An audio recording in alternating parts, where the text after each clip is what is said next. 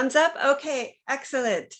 So these are my two resources that I'm using for this class. Dr. Janet Rourke is my main source.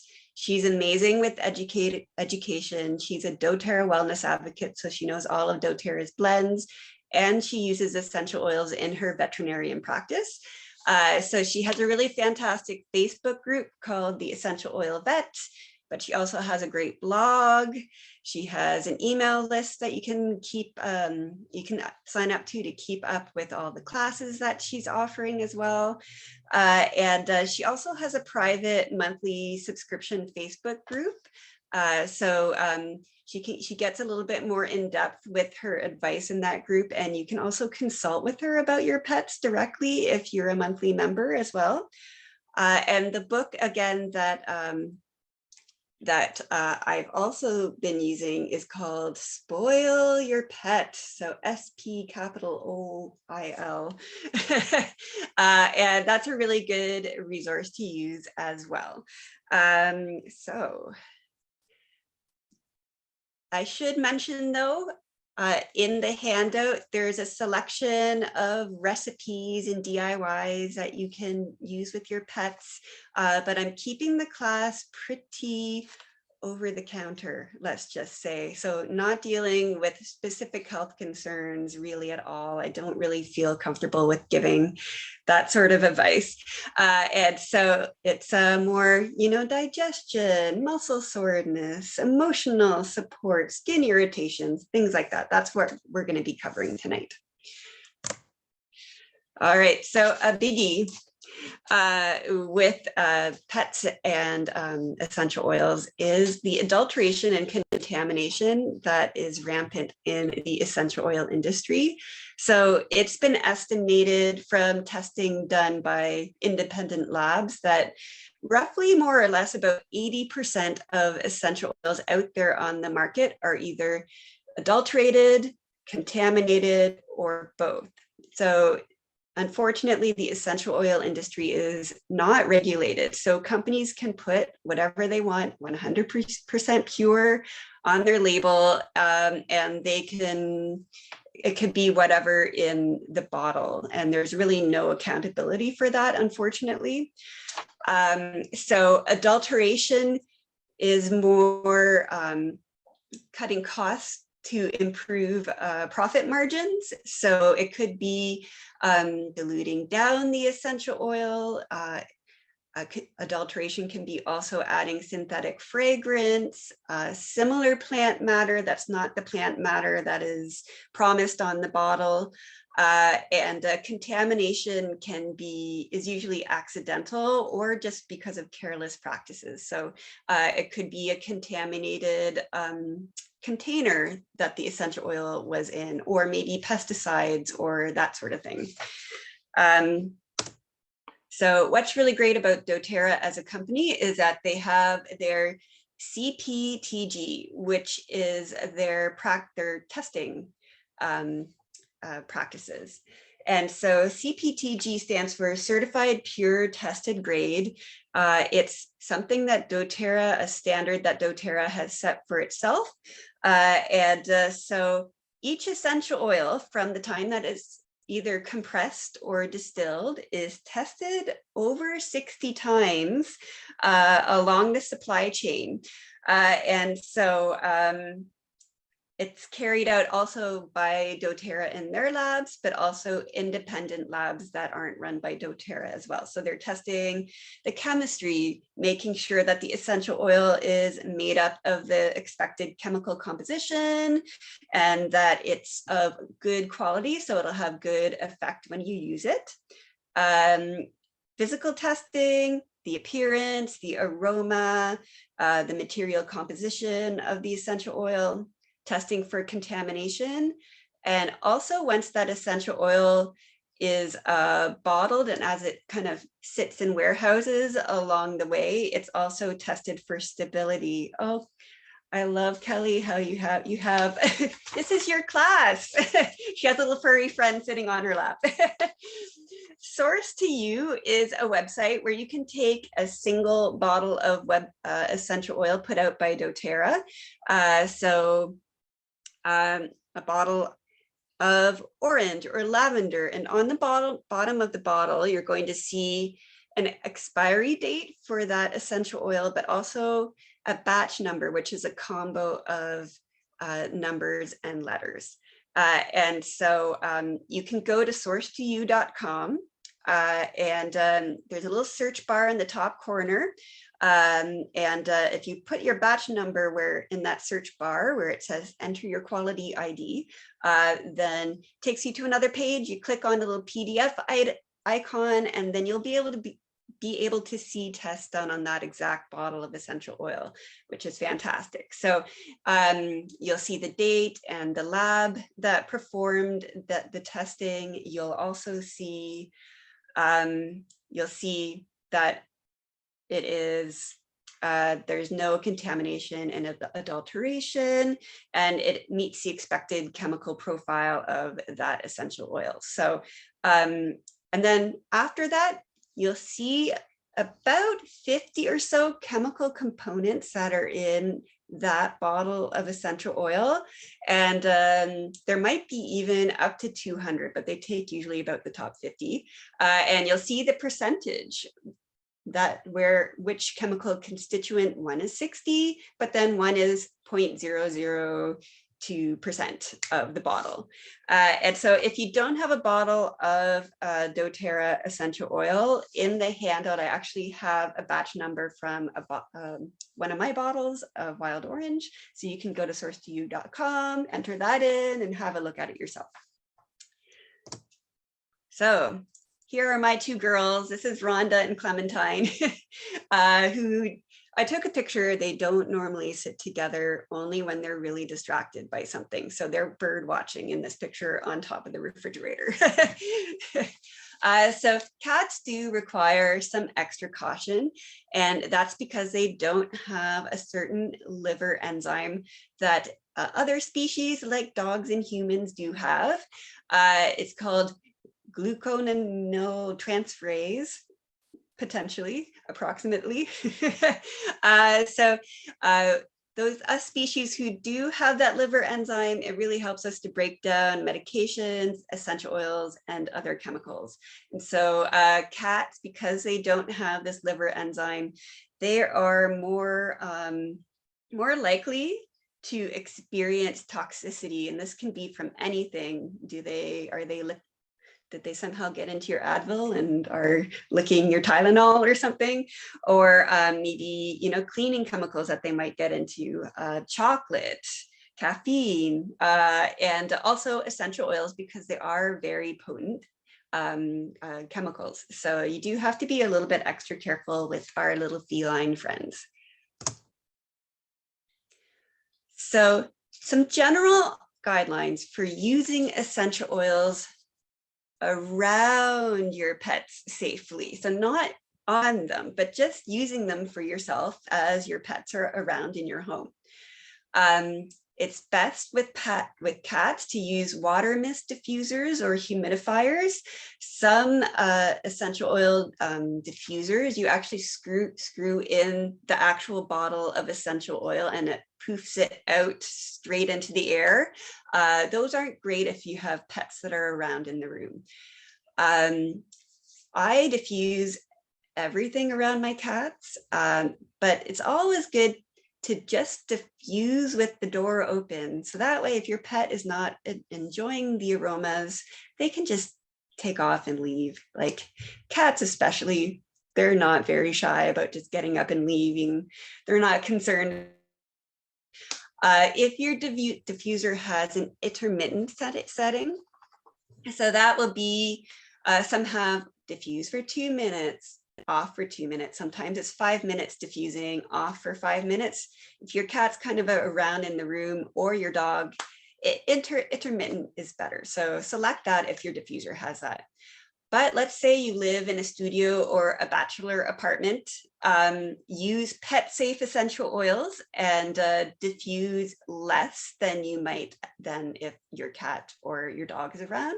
So maybe just a couple, 2, 3, maybe 4 drops instead of maybe you might typically use 6 in that room. And after using your hands to apply essential oils to yourself or any other family members, just wash your hands before petting or touching your cat or your dog.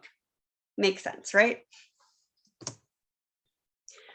So now we turn to using essential oils on your pets safely for their own health and their comfort. So it's a really good idea to allow your pet to choose which essential oil you're going to use with them. If you pay attention to their behavior, they'll likely tell you whether or not they like it. So because their sense of smell is so much stronger than ours, you don't want to do what we would do. Like we would open up the bottle and stick it directly under our nose and then take a whiff. Your pet does not want to do that. You don't even have to take the lid off. I just put it down like maybe 2 feet away from your pet. They can smell it perfectly fine, and give them space to explore and react and just observe their behavior. So I don't typically use essential oils on my cats because every single essential oil I've tried with them, they just go like, oh, their eyes get all squinty, they walk away, they don't really appreciate the aroma. So I typically, most of the time, don't choose to use it with them. My one cat, Rhonda, doesn't seem to mind frankincense though. So I can kind of tell because she like approaches the bottle a little bit and like is a little bit curious about it and then was just sort of neutral after that point. A dog, a dog might lick its lips. That's a really good clue that they're cool with the essential oil. But if a dog turns its head or it walks away, probably it's not into what it's smelling. But sometimes a dog will lick its lips, then turn its head. And this can indicate that the dog actually likes the essential oil. It's actually telling you where to put it. So just because they're turning their head, if they lick their lips before, they might be into that essential oil, and maybe you can approach bringing the essential oil closer and seeing how they behave then.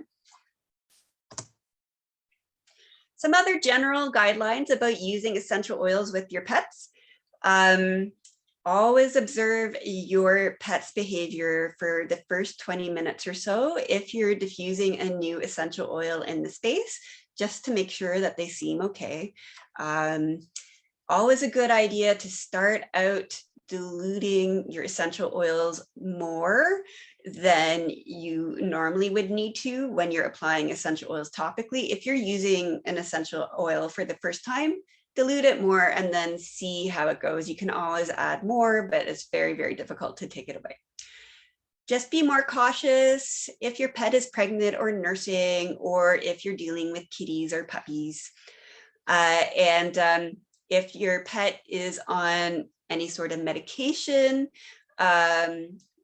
especially like a topical medication, don't apply essential oils topically to their fur at the same time. So that includes even topical tea and flick preventative, flea and tick preventatives that you might apply to the back of their neck.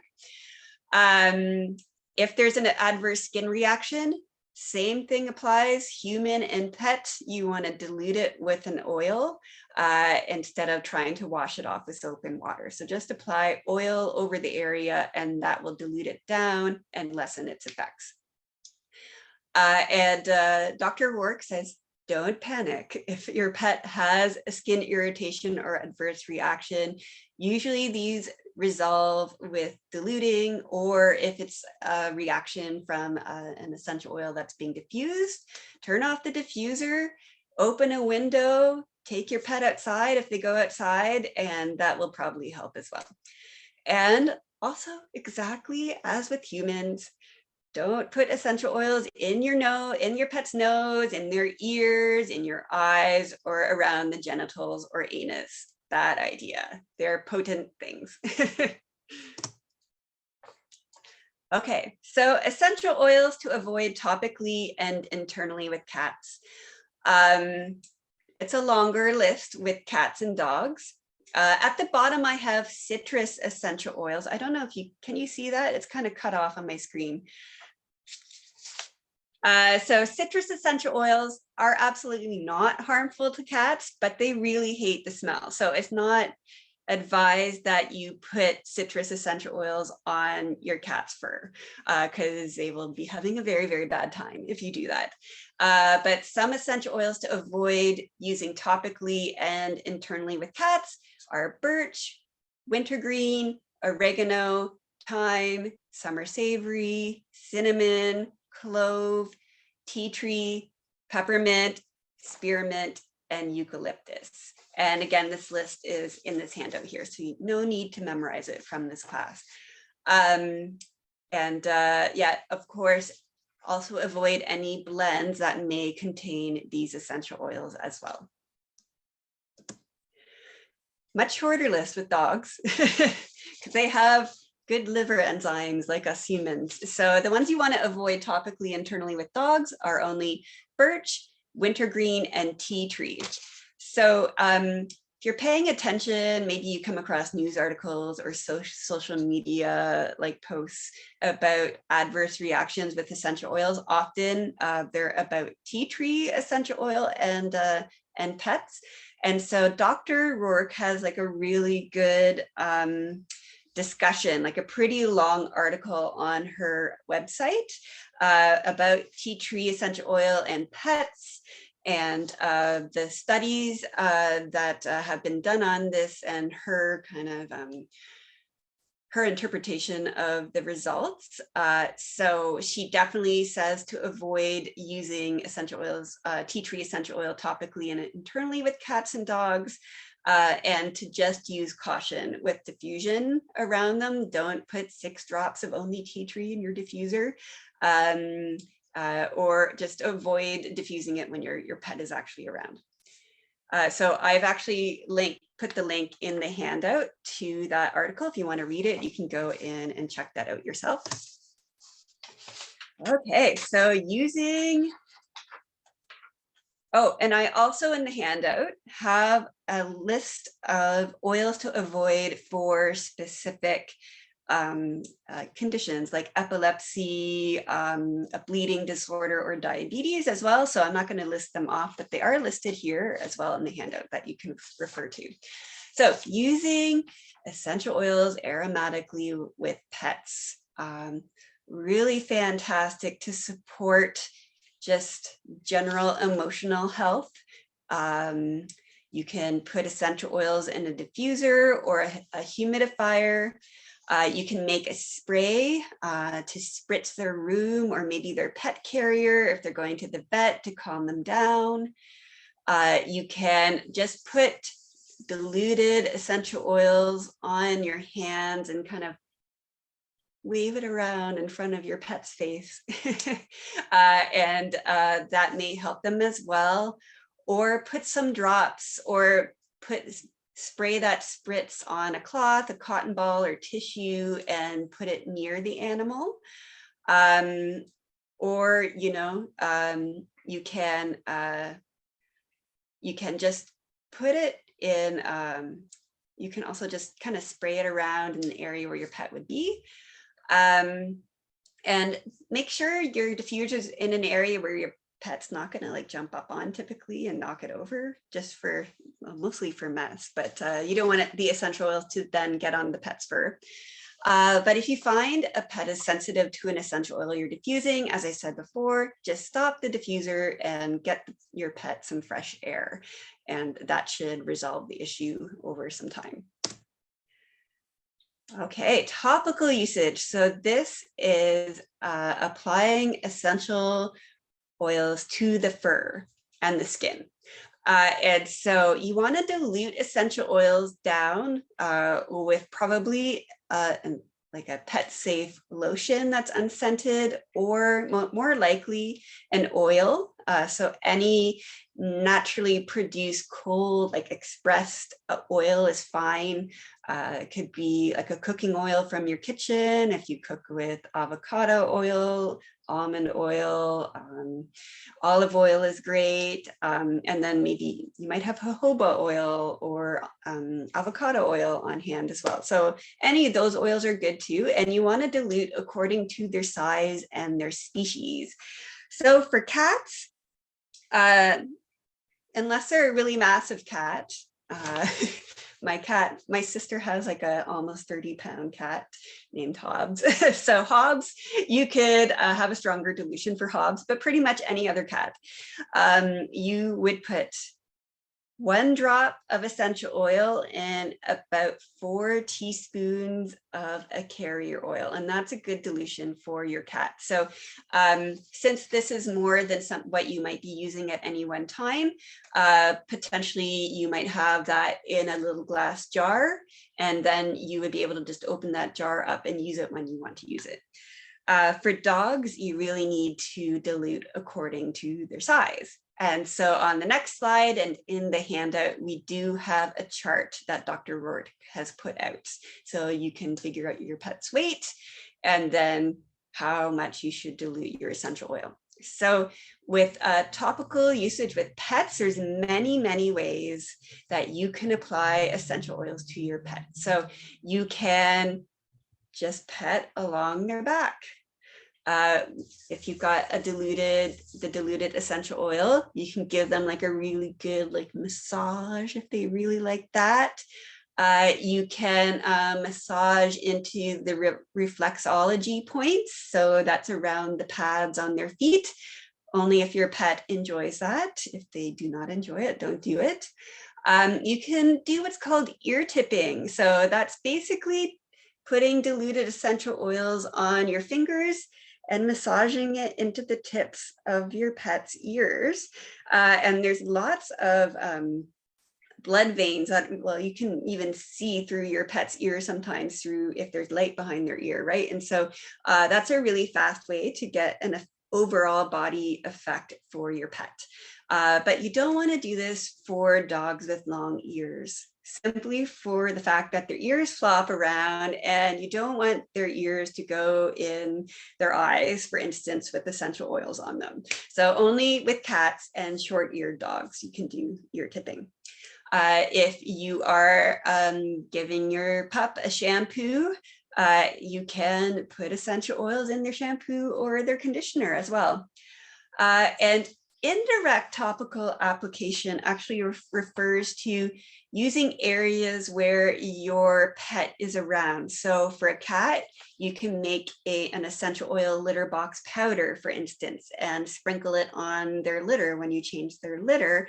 And then they go walk in the litter, do their they're going to get essential oils on their paws, and that is a topical application as well. You could spray essential oils on a rug, spritz their bedding. If your cat likes hanging out in boxes, spray it in their favorite box. Or if there is an area where your pet may contact, like for instance, you know your cat likes to rub a certain door frame, you can spray the door frame too, if they tend to like that essential oil. And you can also apply topically to the affected area, which is great if your pet has arthritis or muscle soreness or an injury or maybe a skin irritation. You can just apply it directly to the affected area. This would also go for tummy upset. You can apply essential oils over their belly, and that will help with digestive upset. And then the last thing I have to say is just be cautious with photosensitizing essential oils. So most of the time, this is citrus essential oils. And the same thing goes for humans. You just need to be careful when you're applying citrus essential oils to your skin or your fur if you're an animal, because if you go out in the sun after, this can cause skin irritation and increased chance of sunburn. So all creatures under the sun should be careful with photosensitizing essential oils. Okay, so here's that dilution guide, which you will find right in here to help you to figure out how to dilute for your pets. Okay. Then internal usage with pets. Not all doTERRA essential oils are safe for internal usage. And I wouldn't really recommend internal usage for a lot of other brands of essential oil unless you're really familiar with their testing and actually know about their quality practices. doTERRA we know is okay for humans and pets to use internally. Like I can flavor my food with orange essential oil if I'm making something that's chocolate and I know that it's going to be safe, it's food safe for me. But even with doTERRA essential oils, not all oils are safe for internal usage, and that's just because of the chemicals that happen naturally in certain essential oils. So on doTERRA literature, like brochures and also the website, you'll see these 3 circles that you see on the screen. You want to look before you use essential oils internally for yourself and for your pets. You want to look for that green eye in a little circle, and that's going to tell you, okay, this is safe to use internally. No green eye in a circle, don't use it internally. And of course, as well, you need to pay attention to that specific list that I went over at the beginning of the class for cats and dogs for essential oils to avoid for that species. So with a larger animal, like maybe you have a larger dog, medium to large size dog, it's never really a good idea to use 1 to 2 drops internally at any one time. You can always, after a little while, give them some more if you assess that you think they need it. You can give them essential oils in an empty veggie cap. Which I didn't have time to grab from downstairs, but these are little empty capsules that you can pull apart and you can drip 1 or 2 drops of essential oil inside that capsule. Wouldn't hurt to fill that capsule all the way with maybe some olive oil or an oil that your pet likes. Close it up, and then you can give it to your pet exactly the same way as you might give it to another like prescription medication, hide it in a pill pocket, whatever works, right? Stick it in their food and they can take it that way. You can, if the dog likes the taste, drop essential oils under the dog's tongue. I know this is a favorite way that some people give essential oils to their dogs who are experiencing anxiety, maybe before a thunderstorm. They can try calming essential oils in that way. They can also dilute essential oils in coconut oil, stick it on their nose, and allow the dog to lick it. That's another good way to get in there. And with cats, keep in mind that cats groom themselves. So any topical application with cats has the potential to become an internal application at the same time. So when you're using essential oils topically on your cats, just be careful that it's safe for them to ingest because it'll probably get into them as well. But that is a great, very kind of passive way for them to take essential oils internally. Just apply essential oils diluted down quite a bit to their fur, and they'll take it internally as well. Okay, more tips for internal usage with essential oils. So for dogs, a drop, maybe 2 if you have a massive dog, just mixed with food, and wet food works the best. But you can mix it with an oil and put that on dry food as well if that's what your dog eats. For cats, because they're much, much smaller, all you want to do is take a toothpick and drop it, dip that toothpick, let's see if I can, in that hole in your bottle of essential oil, take that out and swish it around in their wet food, and that will get much less than 1 drop of essential oil for their smaller size. Also, if you have a teeny tiny little dog, that's something that you can do as well. For dogs, you can also add 1 drop essential oil per 2 drops of drinking water, and they can drink the essential oil that way as well. Oh, okay, and that is the end of the presentation. But I have some top essential oils for dogs and cats that we can go over. But I'm going to stop sharing the screen now so we can see each other a little bit better. Okay. All right. Hi, everyone. Now I can see all of you. So in terms of recipes, I've got some recipes for calming sprays, litter box powders for cats, and also flea collars and different supplements that you can use with your dogs. Like doTERRA has like a liquid omega fatty acid. It's orange flavored, so you definitely don't want to use that with your cats because they will hate it. But for dogs, that's an omega-3 supplement that you can use with them. And of course, healthy ear support for dogs, and making flea and tick collars as well, and different insect repellent ideas for you. But let's go over some top essential oils to use with your pets. So first off, we've got lavender essential oil, which can basically do everything, and it's fantastic for pets because it's very, very gentle. I actually don't think Rhonda really minds lavender so much either. So,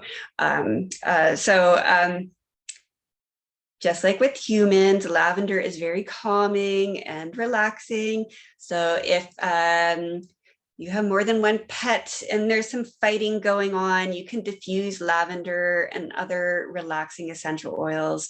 You can spritz their carrier or maybe the blanket in the back of your car if you're taking them to the vet and they suspect something is up.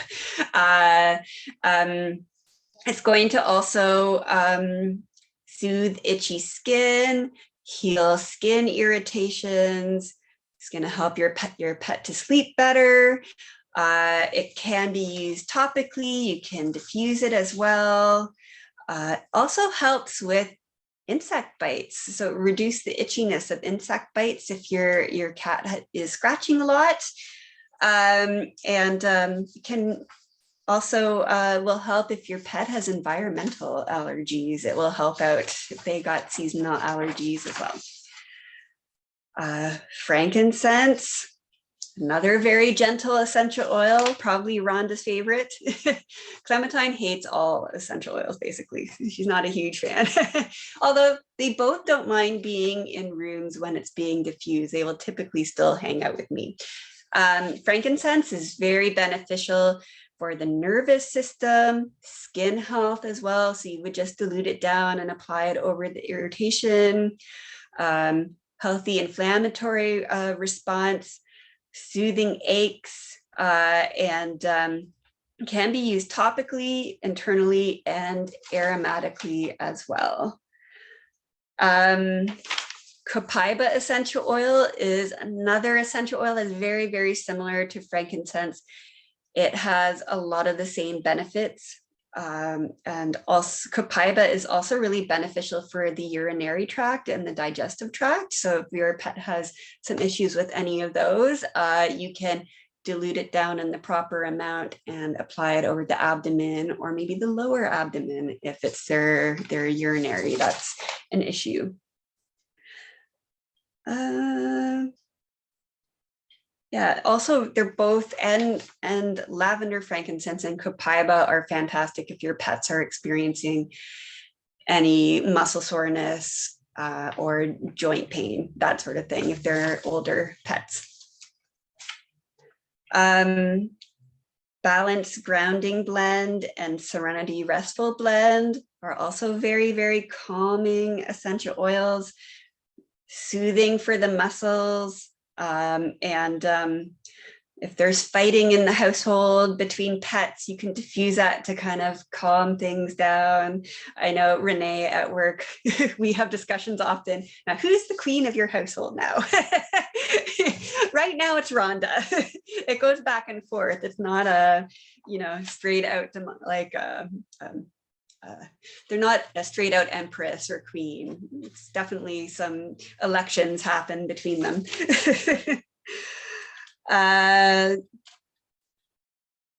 Also fireworks and thunderstorms, any of these really relaxing essential oils are great to diffuse or apply to their fur to kind of calm them down if you know a certain stressful situation is going to happen.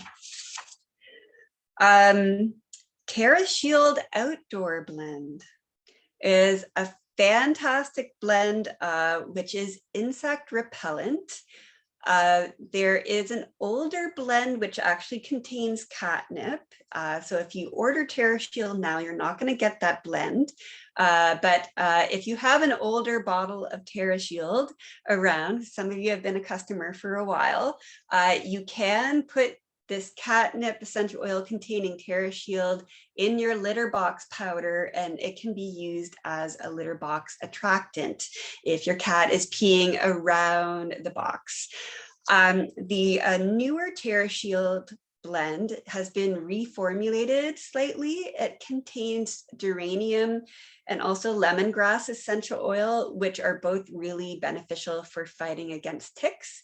And so it's a fantastic essential oil blend to use if you're taking your pet outside. You can make collars by putting the essential oil in water and soaking your collar in water and then allowing it to dry. And if you're going on a walk with your dog, for instance, next to a lake or a river and you know your pet is likely to jump in, always good to have a backup collar or two so you can switch it out after they have their little refreshing dip in the water.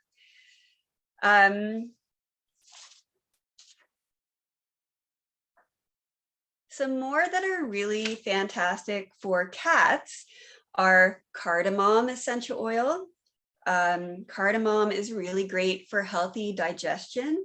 And if you use it regularly on the cat's belly, it can help to reduce hairballs. If you have a cat who's continuously coughing up hairballs, that's a good tactic to use. And is also very calming, but is really good for the respiratory system as well. Juniper berry is a fantastic essential oil to use for cats.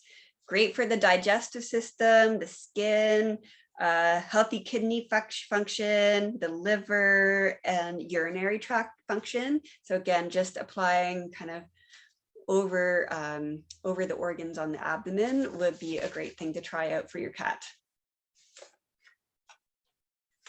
And for dogs, this is not safe for cats, but peppermint is a great one to try out. Peppermint is insect repellent for dogs. It will reduce body temperature if your dog is experiencing a fever or is just really, really hot after being outside. You can apply some diluted peppermint on your dog and to help to cool it down. Also fantastic for seasonal allergies and also motion sickness and digestive support as well. So you could diffuse it in your car if your dog's in the back and you know it can sometimes get a little queasy when it's driving, or you can apply it over your dog's abdomen. As well, doTERRA has a blend called ZenJust Digestive Blend, which is not safe for cats, but it's okay to use for dogs.